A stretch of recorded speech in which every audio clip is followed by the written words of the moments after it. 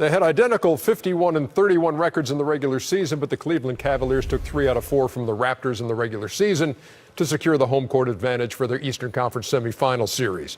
The Raptors knocked out Milwaukee in 6 in the opening round, while the Cavs made quick work of Indiana. So after that sweep of the Pacers, the Cavs had 7 nights off before resuming their quest for a second straight title. We take you to the Q. And the Toronto backcourt going up against LeBron and Cleveland. Ernie, you know what? I was sitting in the green room with a bunch of veterans, Rasheed Wallace, Barron Davis, Kevin Garnett, Ben Wallace, and you know the consensus is that Toronto's playing scared. Like they're not playing with passion, and they just know in their minds that they can't beat them. I don't think they can beat this team. They're trying hard, but I don't think they really believe it. That's what I see. Yeah, I don't even think they're trying hard. I think that they're so confused that they won't lose themselves to the fear or lose themselves to the effort. And so if they're second-guessing themselves, you can see what's happening right now. They don't have the effort. Toronto gets a 19-3 run, though, after trailing by 18. Kyle Lowry, the step-back 3, and then Serge Ibaka connects. And then Kyle Lowry gets a little contact with J.R. Smith. Bulldog. All of a sudden, 2-point game, 41-39. They made a nice little comeback, but this game was never in doubt. Mama, they go that man. 13-4 finish to the half, and the Cavs were on top 62-48. Jonas Valanciunas getting the roll. This is what Toronto has to do. Yep, they got to do that. They can beat them in the paint. Please don't leave this guy open. I mean, that's what he do. That's rolling. But you don't like him shooting that shot. I don't like him shooting a lot of threes. Hey, Charles, can you do me a favor? Yes, sir. Will you tell Jeremy to close his key? Just say, Jeremy, close your key. He's the producer. Jeremy, close your key. Hey, thank you very much. It's awesome. Sure hope that means shut his mouth. Oh, too strong. Oh, too strong. We got it. Oh, drink a beer, drink a beer. Needed a beer. Let me get a shot. Oh, no. A beer. That was cool. Had a notion. That was cool. I mean, but, you know, to me, if I'm Toronto, I'm pissed off. It's the playoffs. And they clowned you. And you're throwing passes off the backboard for dunks, and you're acting like that. They're scared.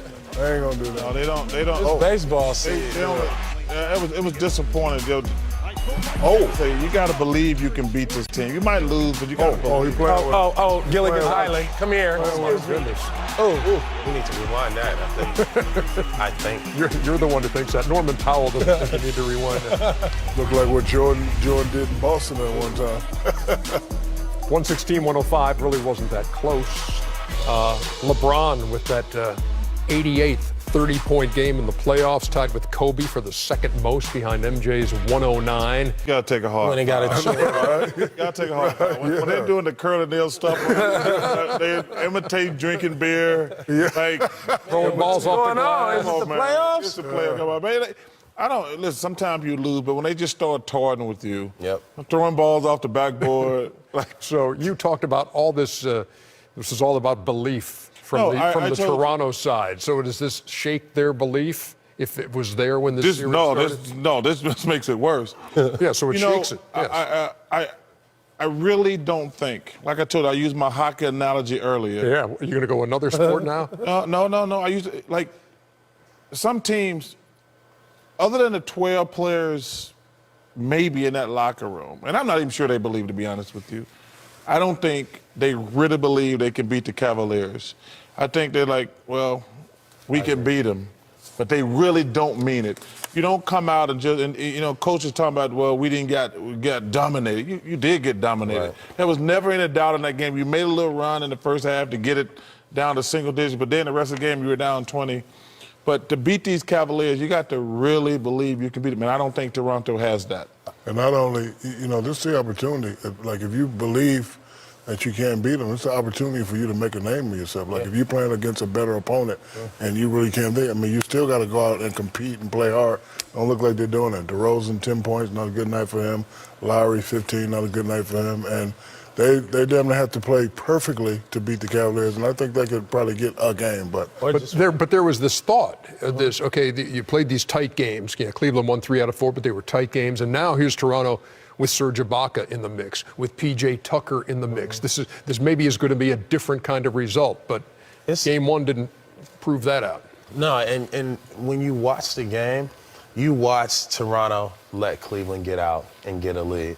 Then you watch Toronto start playing hard because, oh, we believe. And then they get close, and then Cleveland start playing basketball again, they fall back. And so for me, to Chuck's point, like, that's a sign of fear. You come out, you're supposed to hit them in the mouth. You know, you're supposed to act tough. At least act tough. At least act like you can beat them, but don't let them get the lead and then start to, that's kind of like fake playing hard. Yeah. Well, you got to swing first because that's what Houston did tonight in San Antonio on the road, but Toronto had none of that in game one. And Ernie, that's a great analogy you just said. You look at the two games.